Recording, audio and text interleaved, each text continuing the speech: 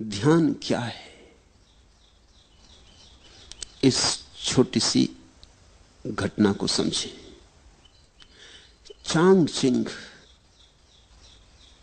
के संबंध में कहा जाता है वह बड़ा कवि था, बड़ा सौंदर्य पारखी था। कहते हैं चीन में उस जैसा सौंदर्य का दार्शनिक नहीं हुआ।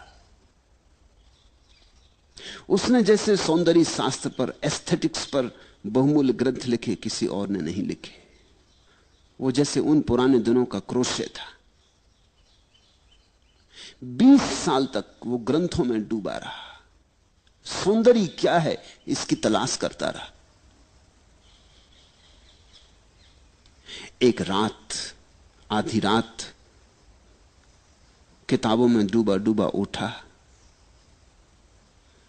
पर्दा सरकाया, द्वार के बाहर झांका, पूरा चांद आकाश में था। चिनार के ऊंचे दरख्त जैसे ध्यानस्थ खड़े थे। मंद समीर बहती थी। उस समीर पर चढ़कर फूलों की गंध उसके नासापुटों तक आई। कोई एक पक्षी, जल पक्षी, जोर से चीखा और उस जल पक्षी की चीख में कुछ घटित हुआ, कुछ घट गया। चांग चिंग अपने आप से ही जैसे बोला, how mistaken I was, how mistaken I was, raise the screen and see the world. कैसी मैं भूल में भरा था, कितनी भूल में था मैं। पर्दा उठाओ और जगत को देखो। 20 साल किताबों में से उसे सौंदर्य का पता न चला। पर्दा हटाया और सौंदर्य सामने खड़ा था, साक्षात। तुम पूछते हो ध्यान क्या है? ध्यान है पर्दा हटाने की कला। और यह पर्दा बाहर नहीं है, यह पर्दा तुम्हारे भीतर पड़ा, तुम्हारे अंतस्थल पर पड़ा है। ध्यान है पर्दा हटाना। पर्दा बुना है विचारों से, विचार के ताने बानों से पर्दा बुना है। अच्छे विचार, बुरे विचार, इनके ताने बाने से पर्दा बुना है।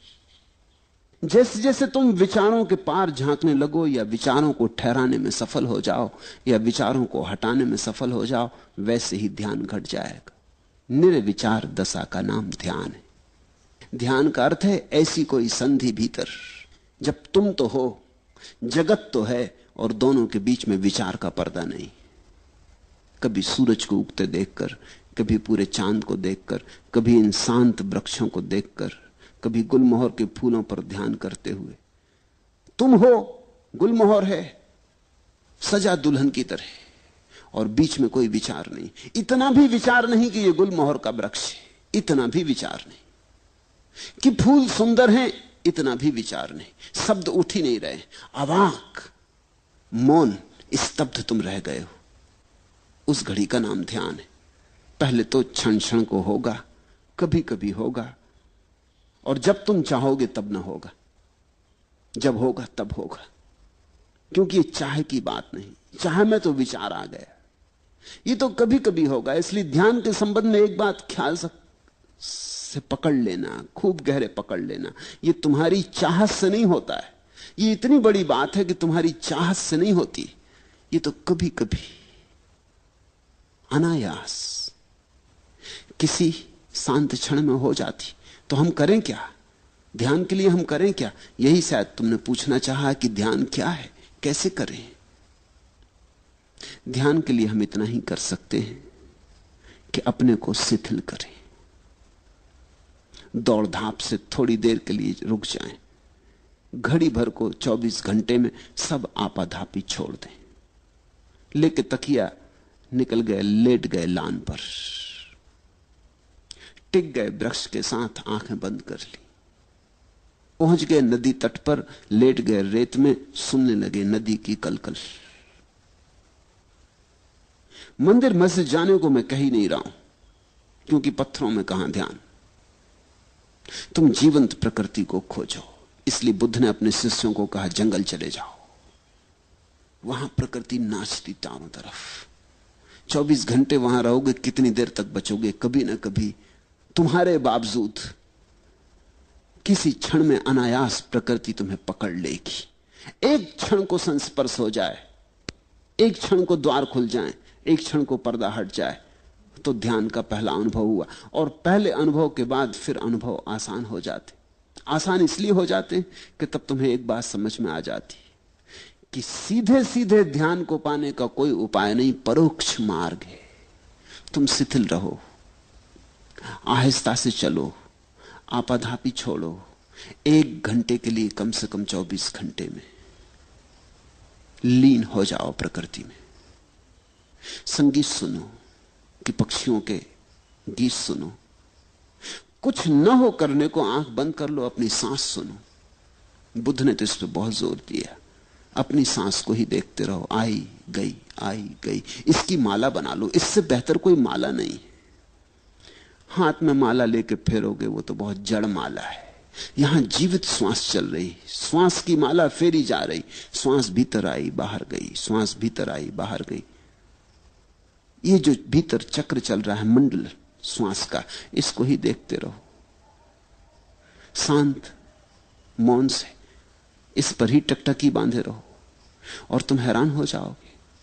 किसी बहुमूल्य मुहूर्त में कभी ताल बैठ जाता है, अचानक सब एक हो जाता है। तुम मिट गए, संसार मिट गया। पहले पहले तो क्षण भर को ऐसी झलकें आएंगी, खो जाएंगी। जब खो जाएं तो फिर उनकी तीव्रता से आकांक्षा मत करना, अन्यथा वे कभी ना आएंगी। जब खो जाएं तो कहना ठीक, अब जब फिर दोबारा आएंगी फिर भोगेंगे। मगर उनके आने के लिए द्वार दरवाजे खुले रखना। ऐसा ही समझो कि सूरज बाहर निकला है, तुम अपने कमरे में दरवाजा बंद किए बैठे हो, रोशनी भीतर नहीं आती। अब सूरज को कोई गट्ठर में बांध के भीतर लाने का उपाय भी तो नहीं। सूरज की किरणों को कोई गाय बैल जैसा हाँक के भीतर लाने का उपाय भी तो नहीं। क्या करोगे? दरवाजा खोल दो, सूरज की किरणें अपने से भीतर आ जाती। कभी कभी रात होगी और नहीं आएंगी क्योंकि सूरज नहीं है। कभी कभी दिन होगा और आएंगी क्योंकि सूरज है। कभी कभी दिन भी होगा और बादल घिरे होंगे और नहीं आएंगे क्योंकि सूरज बादलों में ढका है। मगर कभी कभी मौके मिलेंगे जब दिन है, बादल भी नहीं है, सूरज प्रकट है, तो किरणें भीतर आएंगी। तुम ज्यादा से ज्यादा बाधा ना दो, बस इतना ही काफी है। मेरी बात को ख्याल में ले लेना। ध्यान को सीधा सीधा नहीं किया जाता, बाधा ना दो। इसलिए तो मैं कहता हूं नाचो गाओ। नाचने और गाने में तुम लीन हो जाओ। अचानक तुम पाओगे हवा की झोंके की तरह ध्यान आया, तुम्हें नहा गया, तुम्हारा रोआ रोआ पुलकित कर गया, ताजा कर गया। धीरे धीरे तुम समझने लगोगे इस कला को। ध्यान का कोई विज्ञान नहीं है, कला है। धीरे धीरे तुम समझने लगोगे कि किस घड़ियों में ध्यान घटता है। उन घड़ियों में मैं कैसे अपने को खुला छोड़ दूं। जैसे ही तुम इतनी सी बात सीख गए, तुम्हारे हाथ में कुंजी आ गई। इसे इस तरह प्रयोग करो। कभी रात नींद खुल गई है, बिस्तर पर पड़े हो, अनिद्रा के लिए परेशान मत हो। इस मौके को मत खो। ये शुभ घड़ी, सारा जगत सोया, पत्नी बच्चे सब सोए,